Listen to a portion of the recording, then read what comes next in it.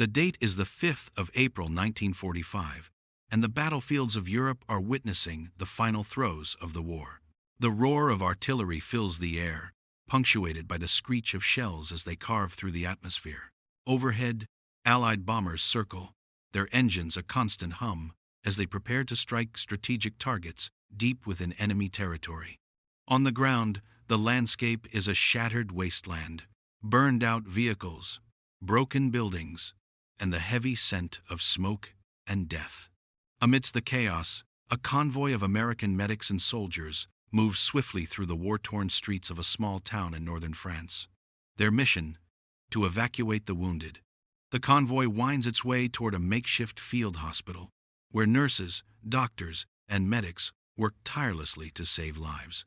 But it is here, at this very moment, that the Germans, those soldiers who once believed in their invincibility, are about to face an experience they could scarcely have imagined.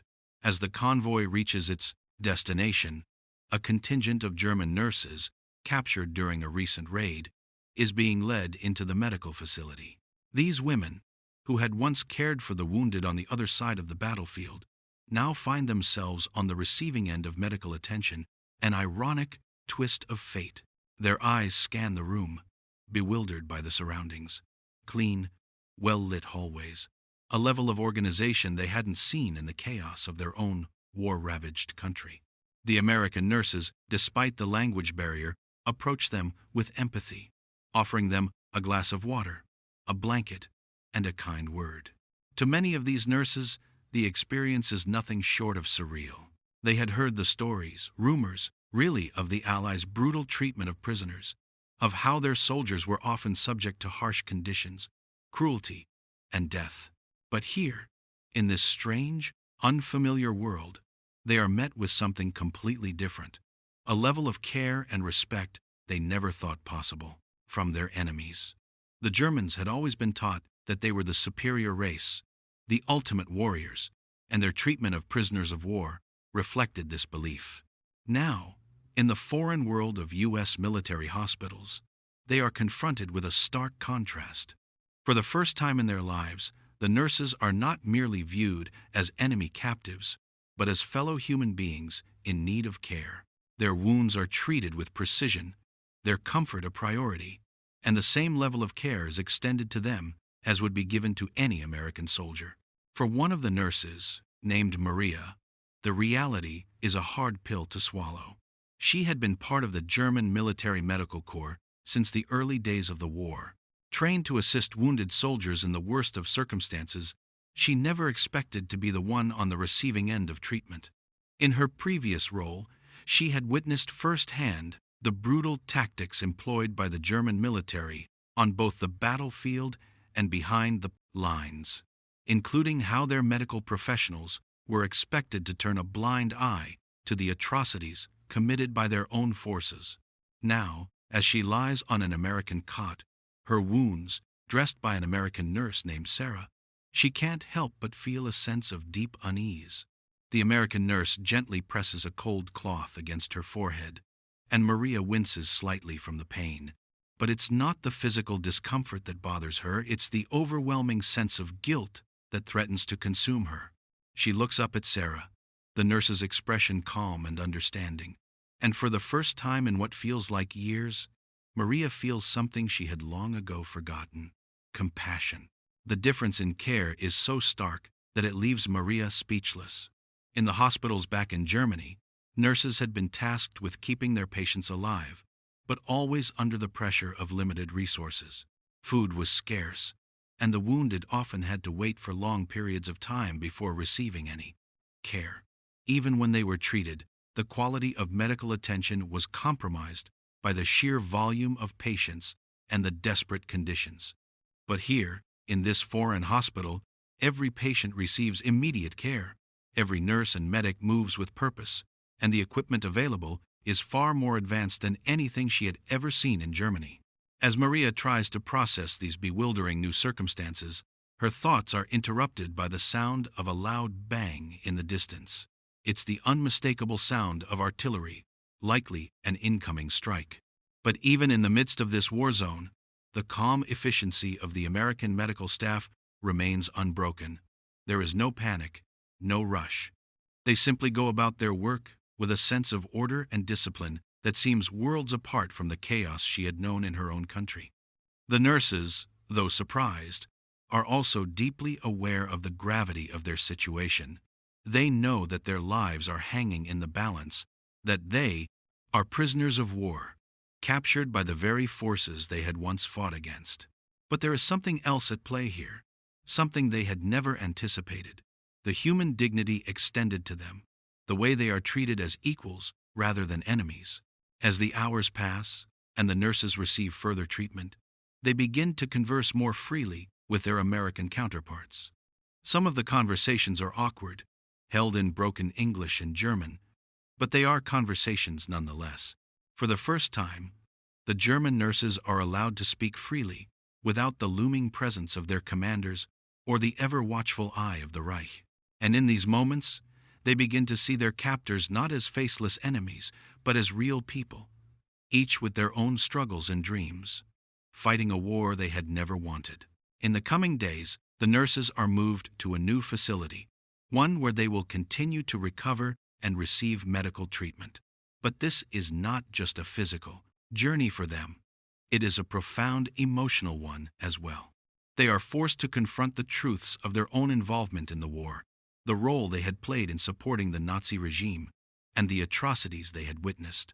They are also faced with a deeper, more personal reckoning: the realization that the very people they had once viewed as enemies are capable of unimaginable compassion and kindness. And yet, despite the relief and care they receive, there is an undeniable tension in the air. The war is not yet over. The German nurses are well aware that they are still prisoners, and there is no guarantee of what their future will hold. Will they be allowed to return home? Or will they remain in captivity, left to face the consequences of their involvement in the war?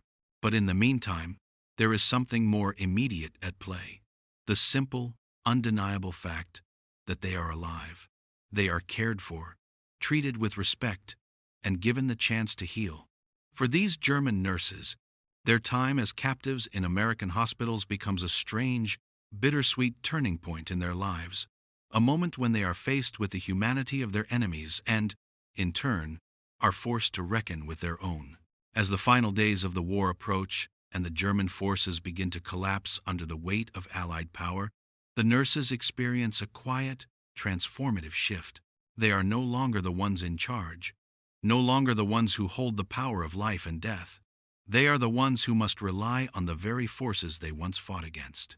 And in this realization, the true cost of war becomes painfully clear. The battle is not only fought on the front lines, but in the hearts and minds of those who must reckon with its aftermath. And for these nurses, the experience of being treated with compassion in the face of their defeat will stay with them for the rest of their lives. The surprise that struck the German nurses during their captivity would have profound effects far beyond their immediate treatment in American hospitals. As they slowly recovered, the realization that their captors, once considered ruthless enemies, treated them with dignity and compassion, marked a turning point not only in their individual lives, but also in the broader narrative of the war. The shock of experiencing humane care in the midst of such brutality was, in many ways, more disorienting than the war itself. For those who had witnessed the horrors of combat, the stark contrast between the brutality of war and the unexpected kindness of their American captors was difficult to reconcile. In their minds, the notion of enemy had been deeply ingrained. They had been conditioned to see the Allies not as human beings but as mere obstacles, as the enemies who had to be destroyed. But in the sterile, quiet rooms of American field hospitals, where soft voices offered comfort instead of commands, where hands provided aid rather than harm, their deeply held beliefs began to fracture. The American staff's treatment of the nurses was a conscious reflection of the war's moral landscape. While both sides engaged in the horrors of war, the Allies, particularly the U.S. military, held fast to a different ethos, one that placed a premium on the survival of captured soldiers, even those of the enemy. The war had created a sharp dichotomy between the violence of the battlefield and the mercy offered within these makeshift hospitals. And it was here, in the strange safety of these American medical facilities, that these German nurses were offered a profound glimpse into the values that governed their captors. As the days passed and more German prisoners arrived, the nurses continued to witness this paradox, the sheer professionalism of the American medical staff. Nurses like Sarah and her colleagues never once displayed animosity or superiority. Even in the midst of a war that had torn Europe apart, they maintained their commitment to professionalism. The care they offered was not just physical, it was human. The American nurses provided not only bandages and medicines, but also a degree of dignity that, to the German prisoners, felt like an almost incomprehensible gesture. In fact, many of the German nurses began to question their previous notions of the war itself, leading to deeply introspective moments during their recovery. In their conversations with the American nurses, some of the German women began to reveal their own experiences. Maria, in particular, spoke about the horrific conditions she had witnessed in German hospitals, where the injured soldiers were not treated based on merit, but on their proximity to the front lines. The doctors and nurses of the Third Reich, she said, had grown desensitized to the suffering around them, often choosing who would live or die based on political affiliation or race. As Maria shared these stories, Sarah listened intently, her expression reflecting a mix of disbelief and compassion. Maria and the other nurses came to realize that their captors were not driven by some ideological superiority, but by a simple human principle, the need to care for life, even if that life belonged to an enemy. This notion shook the foundations of the German nurses' worldview. For those like Maria, it was the first time in their lives that they had experienced such care, not just from a fellow countryman, but from the very people they had been taught to hate. This experience, a paradox of war, would haunt them for the rest of their lives. While the nurses received the best care available, the American medical staff faced their own challenges. These hospitals were under constant threat of air raids and artillery bombardments. Despite this, they carried on with their mission, demonstrating an unflinching resolve that mirrored the attitudes of the soldiers fighting on the front lines. Yet, it was in these very conditions of chaos and destruction that the Allied forces maintained an unspoken rule: every prisoner, regardless of nationality, would be treated with the same dignity and respect. The German nurses, upon witnessing this, found themselves not only in a position of vulnerability, but also in the unfamiliar role of those who must accept help. In their minds, they were no longer the ones dispensing care. The nurses, who had once offered comfort to the wounded, now found themselves as the ones in need, dependent on the very people they had once sought to defeat. As the months passed, the nurses experienced a further transformation. Their experiences in the U.S. hospitals shifted their understanding of the war. No longer were they simply pawns in a global conflict, they were individuals with unique experiences, values, and emotions. For some, the personal reckoning with their past actions would become a quiet battle of its own. Could they reconcile the care they had received with their role in the conflict they had been part of? And how would they explain this to their families and colleagues when they returned to Germany? As the war drew to a close, these German nurses, now fully recovered, faced the harsh reality of what lay ahead. They were prisoners of war, captured by the very people they had once fought against. But the uncertainty of their fate was tempered by the kindness they had received. For many, this kindness was more jarring than the war itself.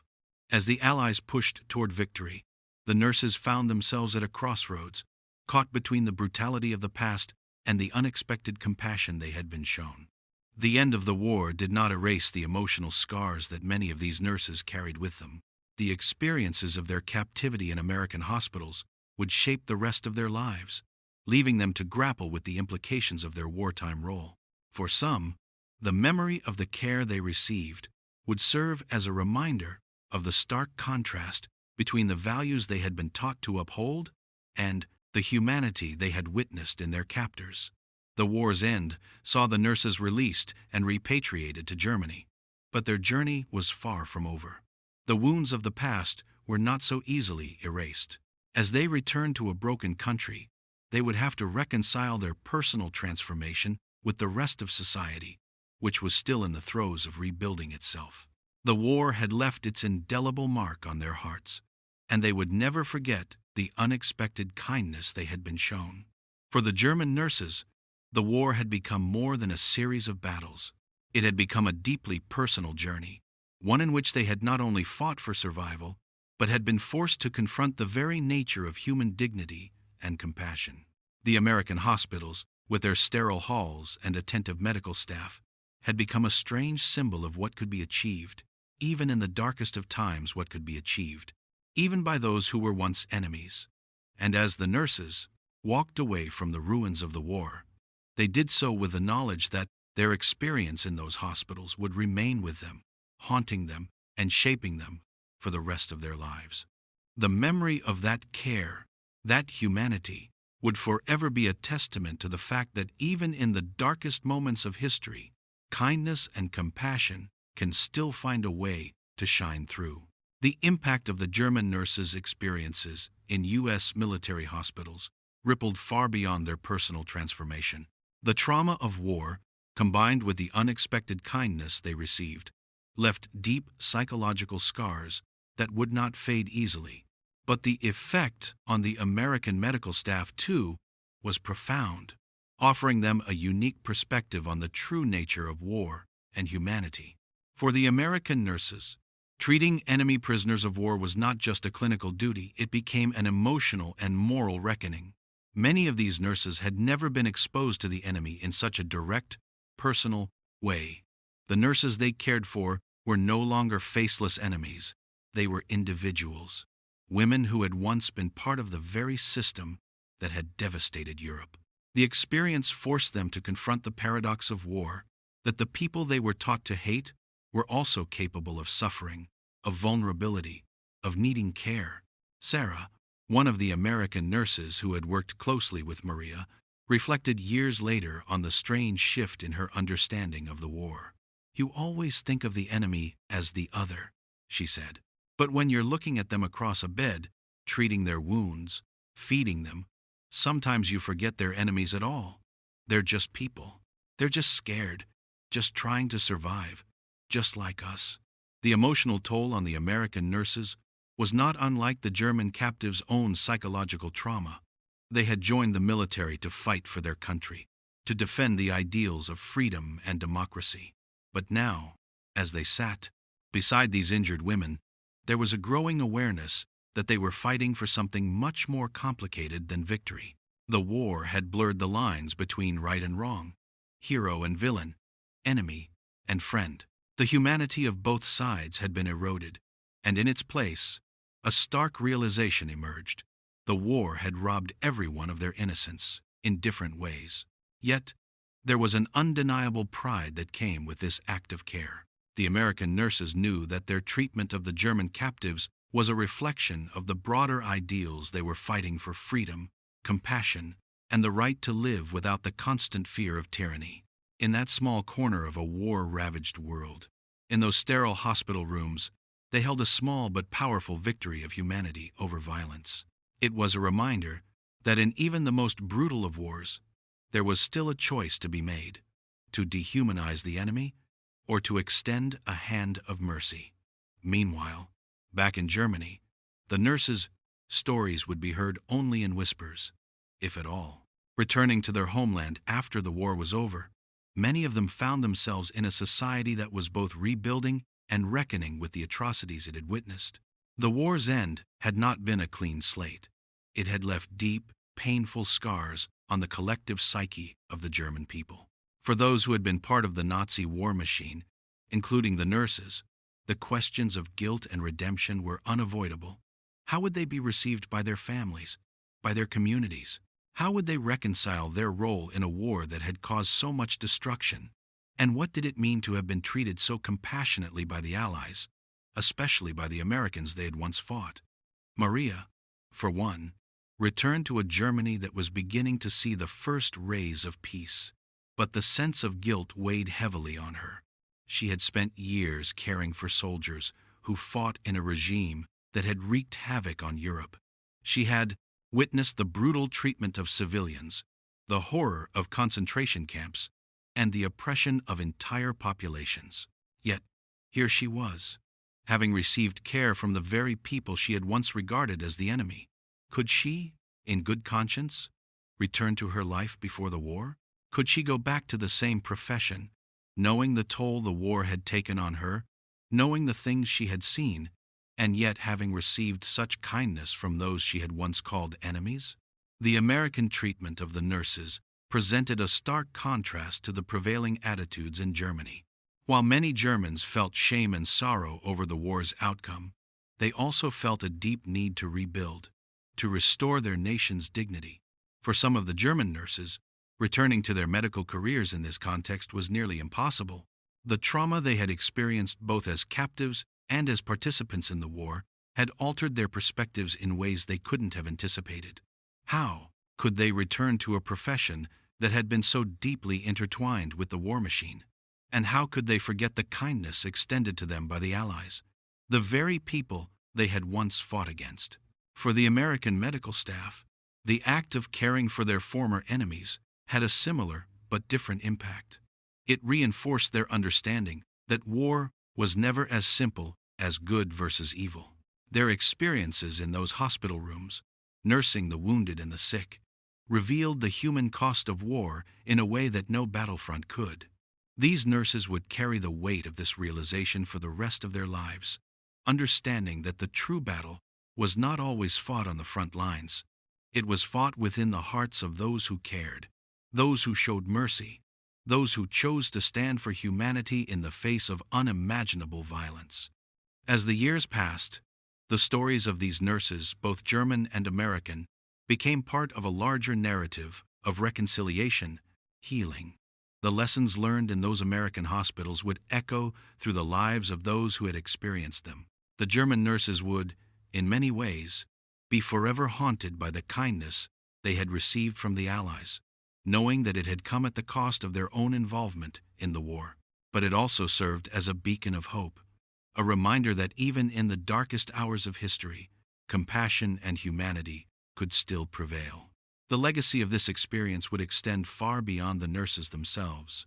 It would be carried forward by those who witnessed this paradox of mercy, the American soldiers who had offered their care, the German nurses who had received it, and the families, friends, and communities who would carry the story with them for generations. And as the world moved forward, rebuilding itself in the wake of the war, this brief moment of compassion would remain a reminder that no matter the division or the conflict, there was always the possibility for humanity to triumph, even against the harshest of odds. In the end, the nurses' journey in the American hospitals was more than a story of war. It was a story of humanity, of healing, and of the resilience of the human spirit, even in the face of unimaginable adversity.